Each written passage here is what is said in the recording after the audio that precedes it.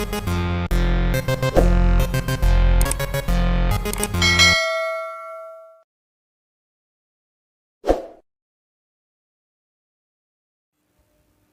दोस्तों, आज आपका फिर से स्वागत है इन्फिनिटी क्लासेस में। और मनोविज्ञान के इस अंक में आज हम बात करेंगे विकास के सामान्य सिद्धांतों की। विकास के पहले 4 सिद्धांत हम पढ़ चुके हैं और आगे के 4 सिद्धांत हम आज के वीडियो में कंप्लीट करेंगे। तो आज हम 5वां सिद्धांत से शुरू करते हैं, चक्राकार विकास का सिद्धांत। चक्राकार विकास का सिद्धांत देखिए क्या होता है। चक्राकार विकास का सिद्धांत, विकास के दौरान कुछ अंगों का विकास तेजी से होता है, कुछ अंगों का विकास मंद गति से होता है। जिन अंगों का विकास तेजी से हो जाता है उनका विकास तब तक रुक जाता है जब तक कि मंद गति के विकास वाला अंग उस जितना विकास हासिल नहीं कर लेता या ग्रहण नहीं कर लेता। इस प्रकार उन अंगों के मध्य चक्र बन जाता है। इसे चक्राकार विकास या वर्तुलाकार विकास का सिद्धांत कहते हैं। कहने का अर्थ होता है कि जैसे किसी अंग का तेजी से विकास हो रहा है तो कुछ समय के बाद में ज़्यादा विकास को हासिल कर लेता है, उसका विकास डेवलपमेंट ज़्यादा हो जाता है उसका, तो उसका डेवलपमेंट कुछ समय बाद में रुक जाता है और तब तक उस समय तक रुका रहता है तब तक कि जिस अंग की वृद्धि जो है, जिस अंग का विकास जो है धीमा होता है, वो उस जितना या उस समय तक जितना विकास उसको हासिल करना चाहिए वो ग्रहण नहीं कर लेता, तब तक वो रुका रहता है। फिर दोबारा से वही अंग जो पहले तेज गति से विकास कर रहा था, वो रुका हुआ था, वो दोबारा से तेज गति से विकास करता है। तो इस प्रकार से ये प्रोसेस, इस प्रकार से ये जो चक्र है, उन दोनों के विकासों के मध्य ये चक्र बन जाता है। यानी कि पहले वो तेज गति से विकास करेगा, फिर उसके पीछे पीछे धीरे धीरे वो धीमे विकास वाला अंग वहाँ तक आएगा, फिर उसके बाद में फिर वो तेज गति वाला विकास अंग फिर विकास करेगा, विकास हासिल कर लेगा और कुछ समय के लिए रुक जाएगा। तब तक वो कम गति वाला विकास करने वाला अंग फिर वहाँ तक आएगा। इस प्रकार उन दोनों के मध्य एक चक्र बन जाता है और इसे कहते हैं चक्राकार विकास का सिद्धांत, या इसे कहते हैं वर्तुलाकार विकास का सिद्धांत। तो ये हमारा पहला सिद्धांत यहाँ पर हो गया। आज की वीडियो का पहला सिद्धांत कंप्लीट हुआ। अब इसके बाद में हम आगे बढ़ते हैं। इसके बाद में आता है निश्चित क्रम का सिद्धांत। निश्चित क्रम का सिद्धांत क्या कहता है? निश्चित क्रम का सिद्धांत यह आता है, निश्चित क्रम का सिद्धांत कहता है कि बालक में होने वाले विकास विशेषकर गामक विकास एक निश्चित क्रम में होते हैं, एक निश्चित क्रम में होते हैं। कहने का अर्थ क्या होता है? निश्चित क्रम से तात्पर्य क्या है? निश्चित क्रम में होने से मतलब है कि अगर जैसे इसका एग्जाम्पल दिया हुआ है, भाषा का विकास LSRW के क्रम में होता है। यानी कि इसमें सबसे पहले लिसनिंग शुरू होती है। L से मतलब सुनना, लिसनिंग सुनना। फिर S से मतलब स्पीच यानी कि बोलना। फिर R का मतलब रीडिंग यानी कि पढ़ना। और W का मतलब राइटिंग यानी कि लिखना। यानी कि एक स्टेप के बाद में दूसरा स्टेप आता है। ये गामक विकास यानी गामक अंगों का विकास जो गतिशील विकास है, जैसे चलना सीखते हैं उसका भी एक क्रम होता है।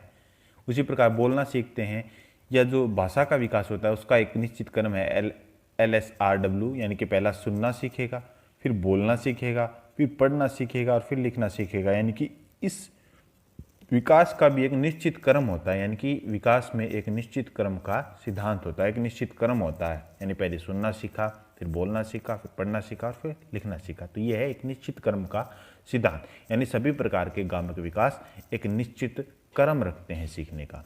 तो ये बात हुई छठे सिद्धांत की। उसके बाद में आता है 7वां सिद्धांत, दिशा का सिद्धांत। यानी विकास की एक निश्चित दिशा होती है। तो इसमें क्या लिखा गया देखो, बालक में होने वाला विकास सिर से पैर की दिशा में होता है, इसे मस्तकोन्मुखी विकास कहते हैं। और यह विचार जो है, विचार इसके बारे में कुपुस्वामी ने दिया था। कुपुस्वामी प्रसन्न हुए हैं, एक व्यक्ति हुए हैं जिन्होंने ये विचार किया था, मस्तिष्कोन्मुखी विकास का विचार दिया था। सिर से पैर की तरफ विकास होने का तात्पर्य क्या है? सिर से पैर की ओर विकास होने का तात्पर्य है कि मस्तिष्क यानी सिर की दिशा के जो अंग हैं उनका विकास या उनके अंदर जो डेवलपमेंट होता है वो पहले होता है और फिर वो पाँव की तरफ वाले अंगों में डेवलपमेंट होता है। जैसे कि सबसे पहले सर के बाद में आंखें आती हैं, तो पहले बच्चा आंखों से देखना प्रारंभ करता है,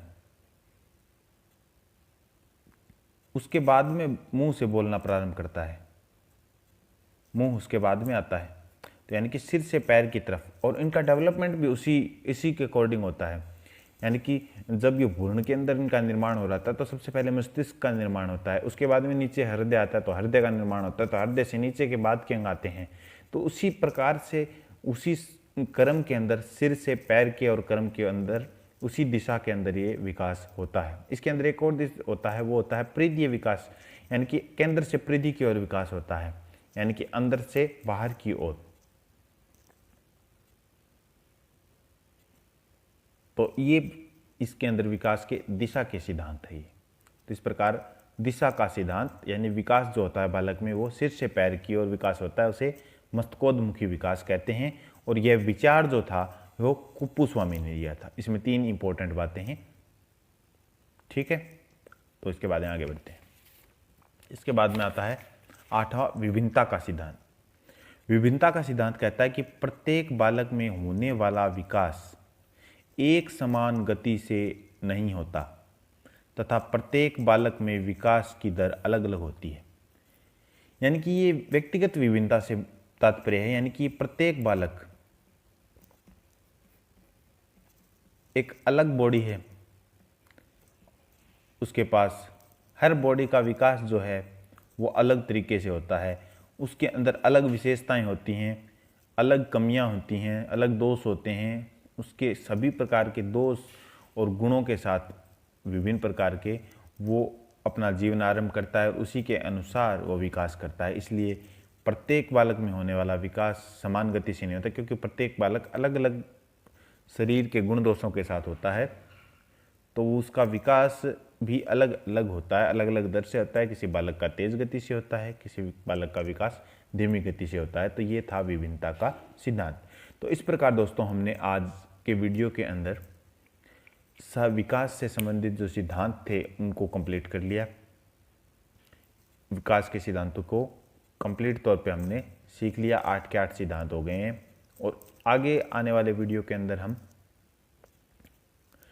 अवस्थाएं शुरू करेंगे। विकास की अवस्थाएं जो दी गई थी विभिन्न वैज्ञानिकों के द्वारा, क्या वर्गीकरण दिया गया मनोवैज्ञानिकों के द्वारा अवस्थाओं का, और उसके बाद में हम गर्भावस्था प्रारंभ करेंगे। गर्भावस्था के बाद में हम शैशवावस्था की तरफ, और शैशवावस्था से बाल्यावस्था और फिर किशोरावस्था, क्योंकि रीट जो होता है उसके अंदर इम्पोर्टेंट जो होता है वो किशोरावस्था तक ही होता है। मुख्यतः जो प्रश्न आते हैं वो शैशवावस्था और बाल्यावस्था से उठते हैं, उन पर ज़्यादा फोकस करेंगे और महत्वपूर्ण जानकारियाँ हम सभी अवस्थाओं की लेंगे। तो इसके साथ आज के वीडियो को समाप्त करते हैं दोस्तों, इसी आशा और उम्मीद के साथ कि आपको जो इस वीडियो में बताया जा रहा है आपको समझ में आ रहा होगा, अच्छा लग रहा होगा आपको ये। और यदि आपको ये वीडियो में बताया जा रहा चीज़ें अच्छी लग रही हैं तो वीडियो को लाइक करें, शेयर करें और ज़्यादा से ज़्यादा चैनल भी सब्सक्राइब करवाएं। धन्यवाद दोस्तों।